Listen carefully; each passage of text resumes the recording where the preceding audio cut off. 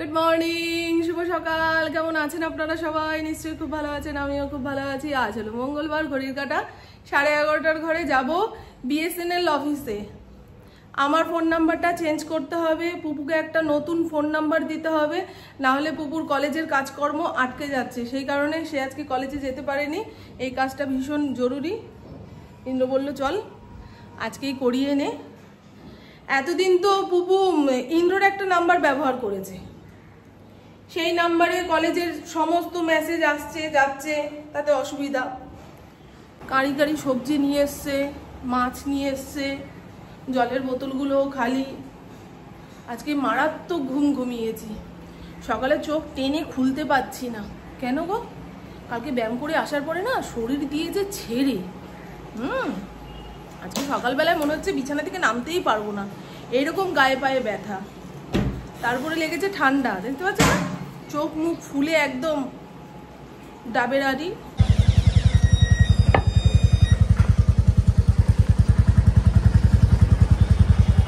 না না, বন্ধুরা ভাববে যে রেলওয়ে তোমাকে না দিয়ে দুজনে একসঙ্গে যাচ্ছে। এই শান্ত বাচ্চা।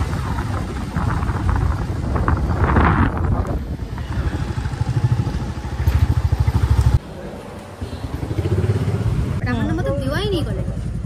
এইটাতে আমার প্রবলেম হয়। চলুন বন্ধু, আমার কাজ হয়েছে, পুপুর কাজ হয়নি। পুপু যা কিছু বোঝার বুঝে নিয়েছে। দেখিয়ে নেবো, কিছু করার নেই না। দেখিয়ে নেবো। তুমি ওখানে দাঁড়িয়ে দাঁড়িয়ে বলছো হ্যাঁ যে হেঁটে আসতে পারে না, এখানে আসতে পারে না। আমিও বুঝিয়ে দিলাম, আমার বাবা অপমান করে সবার সামনে এরকম। হ্যাঁ গো, কোনো জায়গায় গিয়ে এমন করবে, দয়া অনুগ্রহ পূর্বক আমাদের নিয়ে গেছে, আর আমাদের নিয়ে যাওয়ার জন্য ওর কাজের অনেক ক্ষতি হয়ে গেছে। বলুন তো, অফিসে অচেনা লোকের মাঝখানে যদি এরকম বলে তোদের জন্য এত ঘন্টা নষ্ট হলো, কাজ ছিল করতে পারলাম না, এটাও তো একটা কাজ, তাই না? আর ঘরে বসেই অনেক কিছু ভাবনা চিন্তা হচ্ছিল, ওইখানে গিয়ে পুপু পুরো জেনে এসছে কি করলে কি হবে না হবে। বাবা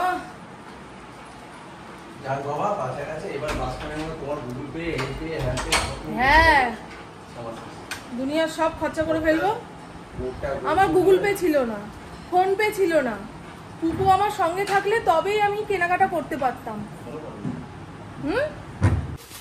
পুপুর সঙ্গে এতক্ষণ যাবত এই আধার কার্ডের লিঙ্ক, তারপরে কলেজের রেজিস্ট্রেশন, এই সমস্ত নিয়ে গল্পগুজব করলাম। এবারে মাছ ধুই। কি মাছ এনেছে একবার দেখে নিই। হ্যাঁ, বললো তো চিংড়ি মাছ আর কাজুরি মাছ। কাজুরি মাছ খুব বেশি বাজারে পাওয়া যায় না, কিন্তু যখন পাওয়া যায় তখন না আনলে ইন্দ্রভাবে লস হয়ে গেল, বুঝেছেন? কাজুরি মাছ খেতে খুব ভালোবাসে, আমিও ভালোবাসি। আর চিংড়ি মাছ এনেছে, চিংড়ি মাছের পিঠের ফিতে ফেলা আছে। ওনাকে বুঝিয়ে পারা যায় না যে আর একটু আগে ভাগে মাছ, যেদিন মাছ আসার কথা আর একটুখানি আগে ভাগে আসলে স্নানের আগে আমি মাছ ধুয়ে স্নান করে রান্নাঘরে ঢুকতে পারি। উনি বলে আমার আড্ডা মারাটাই কাজের একটা অংশ। বড় বড় মাথা, তাদের সঙ্গে একটু গল্পগুজব না করলে কাজ কোন দিকে এগোচ্ছে না এগোচ্ছে সেটা বুঝতে পারি না। সেই জন্য আগে চেঁচামেচি করতাম, এখন আর করি না। থাকে যে যেভাবে চলতে চায় চলুক, খামোখা আমি চেঁচিয়ে আমার মেজাজ নষ্ট, তারপরে শক্তি নষ্ট, বুঝেছেন? আজকে এনেছে কাজুরি মাছ। চেনেন কাজুরি মাছ আপনারা? এই দেখুন, এই মাছ সবসময় বাজারে পাওয়া যায় না, তবে অল্প করেই এনেছে। ধুতে বেশি সময় লাগে না, গায়ে আঁশ ঠাস কিছু নেই, কেটেই এনেছে। চিংড়ি মাছও একদম আঁশ ছাড়িয়ে পেছনের ময়লাটা ফেলে তারপরে এনেছে। আমি অবশ্য চাকু নিয়ে গেছিলাম, পিঠের ময়লাটা ফেলতে চাকুটা লাগে। মাছ ধোয়া হয়ে গেছে, এবার কি রান্না করব? ঘড়ির কাঁটা 3:09 ঘরে। ফরিনকে অনেক আগেই খেতে দিয়ে দিয়েছি। তো চলুন আজ কি রান্না করেছি না করেছি তার এক ঝলক দেখিয়ে দিই। এই হলো কাজুরি মাছ, শুধু বেগুন দিয়ে হালকা ঝোল রেখেছি, ইন্দ্র খাবে। কাজুরি মাছ না ভেজেই রান্না করা যায়, আর ভাজতে গেলে একদম নরম মাছ তো কড়াইয়ের সঙ্গে আটকে যাবে। ঝিঙে আলু পোস্ত, আর এই হলো তিতা চচ্চড়ি। কাটোয়া ডাটা একদম ঝিরিঝিরি করে কেটেছি, মিষ্টি আলু, এমনি আলু, উচ্ছে, পটল, বেগুন সমস্ত দিয়ে তেলের মধ্যে নাড়িয়ে চাড়িয়ে নামানোর আগে সর্ষে বাটা দিয়েছি। আহা, এই গরমে আজকে সর্ষে বাটার ঝাল খাবো। আর এক হাঁড়ি ভাত। ইন্দ্র চলে এসছে, বললাম 5 মিনিট বসো, তারপরে খেতে দিচ্ছি। আজকে অস্থির হয়ে গেছি, কাজের তাড়া মাথায় নিয়ে ঘড়ির দিকে তাকিয়ে তাকিয়ে কাজ করা মানে খাটনির থেকে মানে মাথার চাপ বেশি। ওই যে এখন আবার ওই ফোনের নাম্বার টাম্বার নিয়ে আলোচনা হচ্ছে। মারাত্মক গরম লাগছে গো, একটু আগেই দেখালাম মেঘলা মেঘলা, এখন আবার গনগনে রোদ উঠেছে। আর আমি শুনছিলাম পুতুল নাচের ইতিকথা 3খানা পার্টে রয়েছে, তা আজকে 3 নম্বর পার্ট শুনছি। আজকেরটা শেষ করলে পুতুল নাচের ইতিকথা শেষ হয়ে যাবে। গৌরব তপাদারের গলার ভয়েসটা যে কি সুন্দর, কি সুন্দর। 9টার গপ্পতে পুতুল নাচের ইতিকথাটা শুনে দেখবেন, দারুণ দারুণ। এখানকার গাছপালা কেটে দিয়েছে, আর হাওয়া বাতাস পাওয়া যাবে না। রোদটা পুরো মনে মুখে বাড়ি মারছে এইরকম। এই গরমে কেউ গাছ কাটে? অবশ্য বর্ষার জল পেয়ে দেবদারু গাছগুলো আরো সুন্দরভাবে হবে সেই কারণে। ওদের বাড়িতে মালি আছে, তো মালি এসে সব করে দেয়, গাছ লাগিয়ে দিয়ে গেল, গাছ ছেটে দিয়ে গেল। আজকেও চানাচুর লাগবে।